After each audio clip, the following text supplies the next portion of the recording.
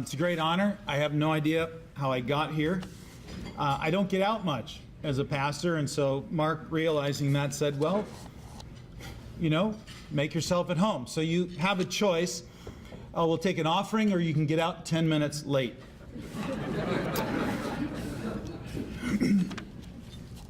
I've always had this secret dream of wanting to speak at this event, but because I was on the committee, it was a little awkward. And there was a number of meetings that was, I admit, shameless, that I would sort of hang around and hint to Mark, our mayor, you know, I'd really like to speak at this thing. And Mark would just look at me and say, well, Russ, I don't think you're ready. And, you know, another year would go by, disappointment, and I'd hang around the meetings going, you know, we haven't decided on a speaker. Mark, I'd really like to speak. Russ, I really don't think you're ready. Mark, I speak to 700 to 800 people a week. How hard can this be? I still just don't think you're ready. And so this last year I said, Mark, I will speak for free. And he said, now you're ready.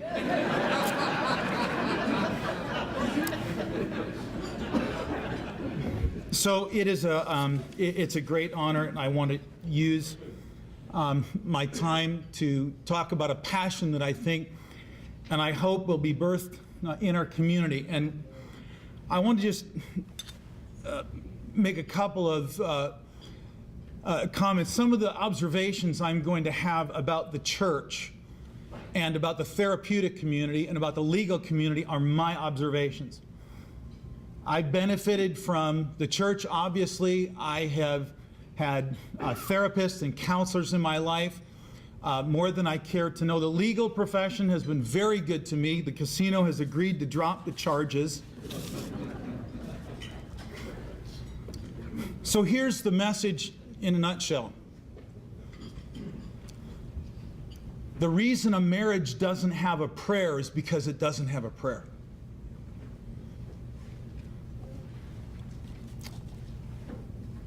Marriages are in trouble. Easy divorce is rampant. Let's stand for closing prayer. Really. If you believe the current cultural message, that's really what we practice. 65% of the marriage therapists in the United States say good divorce or good marriage, it really doesn't matter. Most of the churches I come in contact with have no plan, no strategic plan to start and to support and to save the marriages they solemnize. We act as if it doesn't matter whether couples stay together, and it does matter. It matters to wives, because the statistics tell us they decrease in net worth and have an increase in depression and anxiety. It matters to husbands.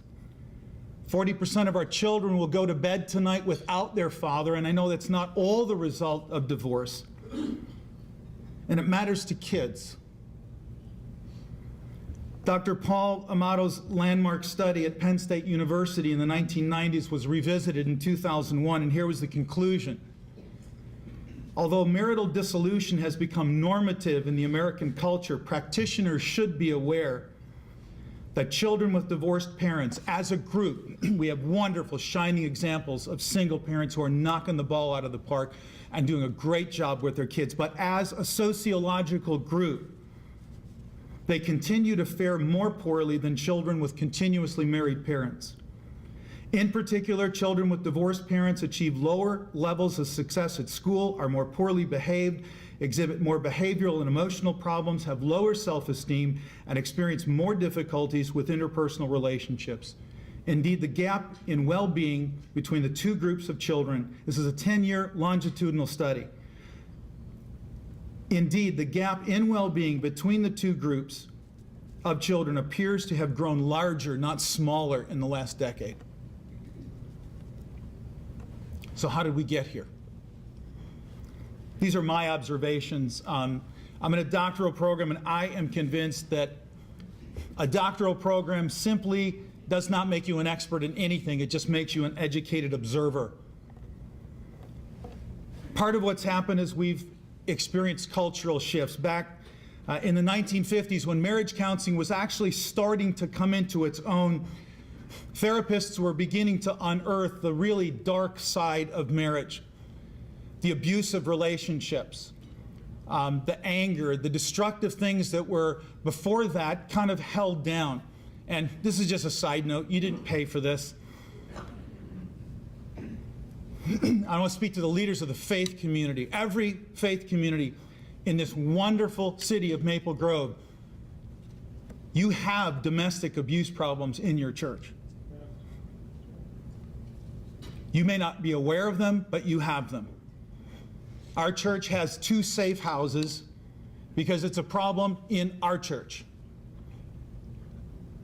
But therapists began to unearth this and bring it to light. But what happened is that many of the therapists began to see themselves as rescuers of people in bad marriages rather than nurturers of people in marriages that simply needed help. And so the abuse label came out and began to be stuck on almost everything. In 1970, you can see the shift in the literature and in the research. You'd see headlines like this on research studies: from reconciliation to divorce with dignity. In the 1980s and 1990s, with the rise of the consumer and the exaltation of the customer as sovereign, no loyalty in the marketplace, no loyalty in the workplace, and a decreasing loyalty in our commitments in our marriages.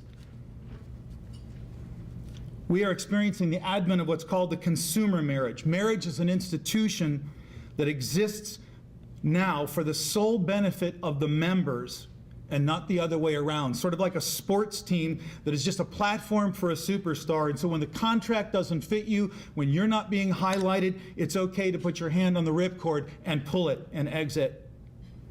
So now sociologists talk about things like starter marriages. They talk about things like 5-year renewable contracts, as long as we both shall love. As a New York Times columnist quipped recently, being invited to a reception where he overheard one of the family members say, "Well, she will make a nice first wife for David." So what's being done to address this? In Hennepin County, it's about 90 days from filing to finality. It gets dragged out longer because of the backlog in the courts and because of spouses that are uncooperative, but it can happen that quick. In 2008, Judge Bruce Peterson and Dr. Bill Doherty of the U surveyed 2,500 divorcing parents in Hennepin County. And they were trying to study what was called the interest in reconciliation option, because the prevailing thought was once a couple files for divorce, that's what they want and that's what they need. And our job is to facilitate that as quickly and as painlessly as possible. Out of those 2,500 divorcing parents, when they were matched back into families, 10% of them said neither of us wanted a divorce. We did not know what else to do. And another 30% on top of that had one extremely hopeful spouse that was looking for reconciliation services and options, and not reconciliation in the sense of the collaborative law sense of trying to have a divorce being amiable, but reconciliation services in the sense of helping a couple to actually reconcile and to keep their marriage together. No one in that 90-day window is saying, slow down.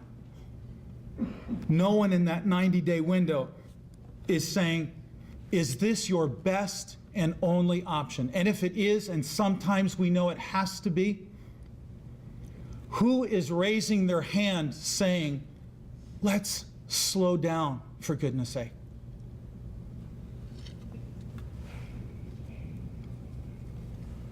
"50% of the couples in the United States 5 years later regret not putting more effort into their own relationship." So what's being done? The Minnesota Couples on the Brink project evolved out of Judge Bruce Peterson's work and Dr. Doherty's work. And now, as a legislative mandate, $5 of every marriage license in Minnesota goes to the regents of the University of Minnesota to help develop reconciliation practices. That's such a good thing. out of that came what's called the Crisis Marriage in Faith Communities Project, of which I was a part for the last 2 years. It was a think tank of 12 clergy and counselors in the faith-based community. And we took Dr. Doherty's work and developed a faith-based option. We began to have a passion that churches could train pastors and lay people to be effective first responders to couples who are struggling with a divorce decision. Because all of the research indicates that the divorce decision, no matter how solidly it sets in the signing of a paper or in the casual conversation, the divorce decision is fluid and malleable. You wake up one day and you look at your spouse and say, "Sucks to be married to you." You wake up the next day and look at your children and say, "I can't do this." And so who is in your circle of friends that's not cheerleading you to get out of this miserable relationship? Who is coming alongside of you in a non-condemning, compassionate way and saying, even if you have had an affair, even if you've blown up this relationship, there's still hope for you. There's still hope for you and your spouse and for your kids. Who's doing that? Well, the Crisis Marriages and Faith Communities Project believes, and it was interesting that Dr. Doherty, from a secular perspective, said, you know, sometimes the churches, we just have this poor self-image that, oh, the church is so irrelevant and nobody. He says, all of my research indicates that when people are in trouble with their families and their marriages, they most often come first to the faith community. And how well equipped are we to graciously put our arms around husbands and wives that are struggling, regardless of what the reason, and saying, we want to walk with you through this to see if there might be hope. Who's doing that? Who's doing that? We believe that every church, every faith community can equip people to do this through a protocol that's called discernment counseling. Discernment counseling is a very focused set of conversations. It's the counseling before the counseling. Most marriage counseling fails because the husband and wife are not on the same page when it comes to their interest and their ability and their desire to reconcile the relationship. Now, I want you to hear me this morning. And this is going to sound a little bit trite, I absolutely love people who are going through a divorce. I've sat across the table from a couple that's struggling to keep their relationship together. And regardless of whether there's been what we call the AAA club, abuse, adultery, or abandonment, I can look at that spouse and say, I'll walk with you if you'll walk with me. There's always hope. It doesn't matter what you've done. If you are willing to enter into a relationship and into a commitment, and discernment counseling is this focused set of conversations that leads a couple to say, okay, we may not trust in each other, but maybe our trust is really in God. Maybe our trust is in the best marriage counseling that's available, but we will try. We will make a 6-month commitment to an all-out full-court press with divorce and infidelity off the table. We will give a full-court press to try to save our marriage. Now, we know that it doesn't always work, but my pitch to couples, if you're going to have to pull the ripcord on your marriage, don't you at least want to be able to stand in the bathroom and look in the mirror and look at yourself and look into the eyes of your children and say, I really tried. I didn't walk away from my marriage. I really, really tried. I applaud any couple that would invest some time, and even if at the end they decided it still won't go back together.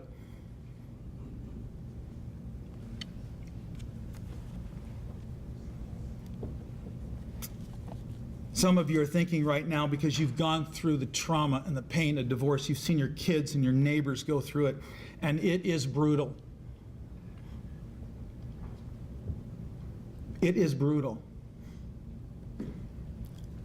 I had a young attorney say, what's expected of me is that my job is to create an adversarial relationship so that my client has the best advantage. And I know that there's all kinds of law approaches and legal approaches and reconciliation approaches that try to help mitigate that. What discernment counseling does, and what we are trying to train people to do, is to help answer this question for a couple. They are the ones that discern. We do not discern for them. But we help to try to bring them on the same page so that with a clear mind, and if nothing else, to be a more productive participant in a divorce. Our goal is that they would come to the place where they would sign that covenant and that commitment. But what we're really asking is this question for the couple: is there any hope? Is there any hope? On August 12, 2000, the newest class of Russian nuclear submarine, the Kursk, went down in 350 feet of salt water in the Baltic Sea. Norwegian divers, believing that no one could have survived the blast that ripped from the bow to the stern, were surprised to hear a set of Morse code pings against the parts of the hull, which were later interpreted, "Is there any hope?" In the divorce decision, when it's malleable and it's flexible and it's influenceable, oftentimes husbands and wives are just simply asking, is there any hope? So when a couple comes to a therapist, when a couple comes to a pastor, when a couple comes to a community leader, I really believe we need to be ready to at least put reconciliation and hope back on the table. Our culture has basically taken it out. Our culture basically has affirmed that when you make that decision and you use the D word, it's all over. I want to tell you something. It's not all over. It's not all over. I want you to take this little picture. My office was concerned that we'd get in trouble. We stole it off the internet, and the internet said you can't get in trouble, and it can't put it on the internet if it's not true. But you'll see Rembrandt's Return of the Prodigal. This story is in Luke chapter 15. You probably know the story. Young son actually dissing his father says, I want my share of the estate. That's the equivalent in an ancient Oriental culture of saying, I wish you were dead. He takes that part of the inheritance, runs off to a foreign country, has a lot of fun and friends. You always have friends until the money runs out, right? Money runs out, and now look at the turmoil for this young Jewish boy who has to slop hogs. And he's thinking to himself, here I am, and no one is even giving me anything to eat, but I know my father, and he would at least take me back as a slave. And so he works up this conversation and all what he's going to say to his dad when he sees him. And the scriptural text is so beautiful. In Luke 15, Luke, in quoting Jesus, Jesus is telling this story, and he said, the father, when he saw his son a long distance away, that literally means this father got up every day and looked in the direction of the exit of his son and prayed, maybe today. And when he saw him, he ran. Very, very unusual for a patriarch in an Oriental culture to kind of gather up your robes and really book and head toward your son. And his son started into his speech, and the father wouldn't hear anything of it, and he's kissing him, and the fatted calf, this is where we get that, that phrase from. Bring the ring. And so you look down at Rembrandt's rendering, and those of you who are art people, you pull all kinds of stuff out of here, just where Rembrandt has the hands placed, the size of the hands. And the son who's returned and is disheveled, and yet he's laying against his father's breast, embraced in forgiveness and grace. And then you got the older brother. Oh, the uptight justice person, never did anything wrong. He actually hated his father more than the rebel. He really didn't care if his younger brother He was just really ticked off that he took a big chunk of the estate that could have come to him if his brother just would have died. So the party's going on, and the older brother is standing outside with his arms folded and demands that his father come out, a totally disrespectful thing in that culture. His father leaves the banquet and comes out and pleads with the older son. The older son's got his story. You've never done this for me. You've never done this for me. The parallel is just striking. One who is casting blame and one who is filled with shame. This is oftentimes what we find in a crisis couple, what we call a mixed agenda, one leaning out and one leaning in. I want you to know this morning, there is hope for every spouse, regardless of what they've done, regardless of what's happened in a marriage. And as you look at this, that story ends in a very sad way, because Jesus never goes any farther than the father pleading with the older son. He never reconciles with the father. The takeaway is this: in that picture it's a picture of ourself. It's a picture of a crisis marriage. In any point in our life, we are one of those three people. We are either the father giving grace, the rebel son receiving grace, or the older brother withholding grace and forgiveness. So Russ, okay, connect the dots for me. I tell you this story with the couple's permission, and as a pastor, you're always the little deep dark secret of pastors is we quote people all the time from books we've never read, and not really careful about sources and confidentiality. So I called this couple and they said, use our story, it's a year old.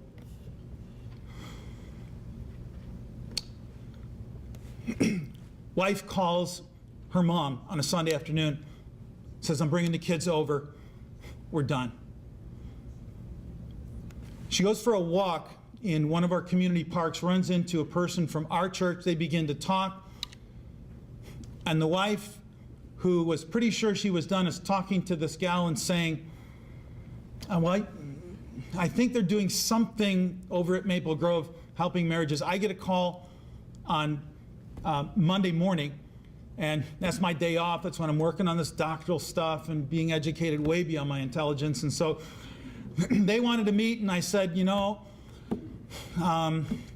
if you want to meet, I tried to raise the bar, not to make it easy, okay? I said, I'm going to be at Starbucks. It's the only place that's open till 11. I'm working on doctorals. If you want to meet me there after 9 o'clock. And so it's pouring rain. Starbucks has a hole in the roof. I've been at the back table, huge bucket, water pouring in, and I'm thinking, God, you are just so good to give me a deterrent so that I can just finish my project. Rain stops. They remove the bucket, wipe off the table, couple walks in. They sit down and tell me their story. There's been infidelity. 3 years ago, no forgiveness. The husband and the wife are both, this is in Starbucks. I didn't realize you could cry in Starbucks, but you can apparently. Just weeping. I gave them this picture. I told them the story. I had them read this. You can actually read the Bible in Starbucks too. I wasn't aware of that either. No company policy against that. So here's a couple. The husband is reading this, and the husband was the responsible party for the infidelity. Just tears streaming down his face. And he looked at me and he said, but she won't forgive me. It's been 3 years. She will not forgive me. And so I turned to her and I said, would you be willing to walk with me through this to try to find forgiveness? With tears streaming down her face, she said yes. And so I gave him an assignment. It's coming up at 11 o'clock. I got to finish some stuff. You got to get them out of there. So you always give them homework when you're ready to be done with a couple you're counseling with. Just give them homework, send them home, see what happens. My assignment was, okay, every night, for the next 5 nights, you're going to pray with each other and you're going to read this story. And the husband looked at me like, I go, no, it's okay. The little secret in our Protestant and Catholic churches is we do a lot of talking about prayer. We just don't do a lot of it. And so I said, would you mind if I taught you how to pray? To the husband, tears streaming down his face. He said, I would. He said, I've never prayed before. I said, well, here's how you do it, and go home and do it with your wife 5 days in a row. They prayed together. They looked at this picture. They read Luke 15. Saturday, I got a text. Russ, this has been the first Saturday in 3 years we've had peace in our home.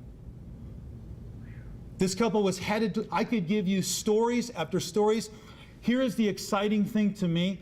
I didn't have any special gifts or abilities. I simply had 3 things. I had a prayer, I had a plan, and there was a person. Discernment counseling can be taught to anyone. And so as I close, here's my dream for Maple Grove. Out of all the wonderful, great things about this city, what could happen in Maple Grove if every legal practice, if every faith community, if every counseling practice had 3 or 4 trained adults in discernment counseling, so that at least when a couple is struggling with that divorce decision that's malleable and influenceable, you have at your disposal someone who's knowledgeable and compassionate, who cares about both people who are struggling. What kind of difference could we make in our community if we worked together to prevent unnecessary divorces? What could it do in the workplace to have people come who are not burdened with their family disintegrating? What could it do for children in our schools to come from intact homes where there's peace? A little craziness, but you know, peace. What could it do? I see a city where we have an opportunity to spread hope. Not to tell people what to do with their lives, but to give them at least an option that regardless of what you have done, regardless of where you are in your relationship, and even if your relationship doesn't stay together, there's hope. There's forgiveness. There's reconciliation. Well, you're getting out 10 minutes late. I guess that's what you chose because we didn't take an offering. If you would like more information about discernment counseling and how we've partnered together with Minnesota Couples on the Brink, there's a table out there. All of those hardcover books have been donated by Hope for the Hurting Home. You are welcome to take one. I'll be out there if you want to talk, if you want to leave an email and say, I just want to know more. Here's my investment in our city. You got to wait until I get the doctoral thing done sometime this summer. I will come to any church, to any legal practice, to any counseling practice, and I will train your volunteers for free. I will train them. Because all of them can do exactly what I did. And there's nothing like getting a text on Saturday morning and say, this is the first time in 3 years we've had peace in our home. Thank you. God bless you.